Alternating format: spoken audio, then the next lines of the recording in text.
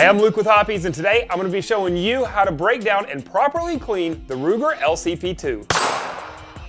One of the big questions we always get asked is, how often should I clean my gun? Well, that has a lot of different answers because there's a lot of different variables, such as, where you live, your weather, your humidity, the dust around it. The list goes on and on and on, including how much you actually shoot it. So we always say make sure to follow the manufacturer's recommendations. For the Ruger LCP II, they simply say whenever it's around those conditions, you want to clean it. So we're going to go ahead and break this down and get it cleaned up. All right, the first thing we want to do anytime we're working with a firearm is make sure that it's safe. We want to go ahead and take the magazine out and all the ammunition, making sure that there's nothing in the chamber still, and we want to set those all in a different place from our work area.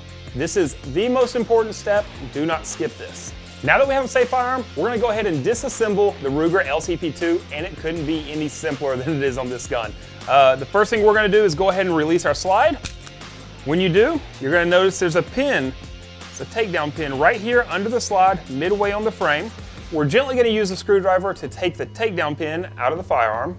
And once you have this takeout pin out, it's as easy as removing the slide forward. You have your frame, we're going to set that to the side.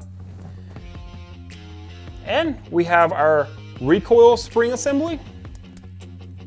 Now take that off. Be careful here. You want to make sure that you don't lose this inner pin of the assembly.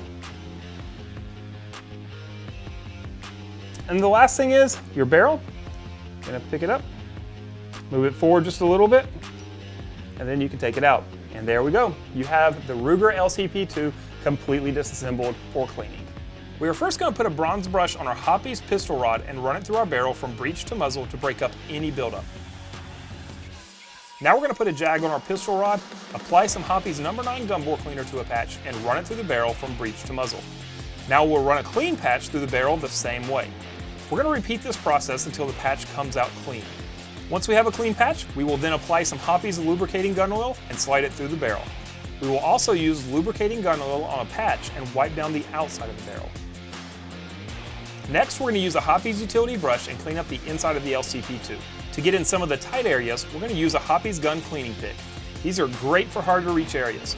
Once we have the buildup cleaned up, we're going to go ahead and put some Hoppies lubricating oil on a patch and wipe down the slide.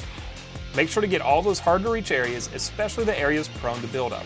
Now we will add some lubricating gun oil to any parts that have wear on them and in our slide cuts.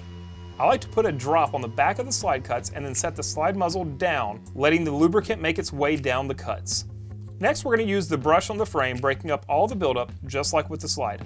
We will put some lubricating gun oil on a patch and get it all wiped down, followed by some drops of lubricant on any areas that have moving parts or that have visible wear marks. Last, we're going to use some patches that have Hoppies lubricating gun oil on them and wipe down the takedown pin and the recoil spring assembly.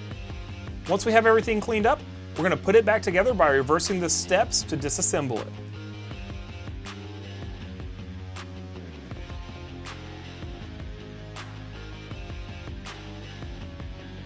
All right, now that we've got it all put back together, we need to function test it real fast to make sure everything works as it should. So we're going to go ahead and release the slide, pick a safe direction and pull the trigger. Now while we're holding the trigger, we'll pull the slide back and release. Now we're going to release the trigger. We'll hear it reset. There's the reset, and we'll pull the trigger again. It's good to go. Now it's time to secure your firearm in a safe location as per the manufacturer's recommendations, or if it's your everyday carry, go ahead and load it back up and put it in your holster. Guys, if you have questions, maybe you're new in the gun world and you just don't understand something, or maybe if you've been in the gun world forever and you understand a whole lot. Either way, drop your questions or your knowledge down in the comments below. And if you want more information, visit hoppies.com.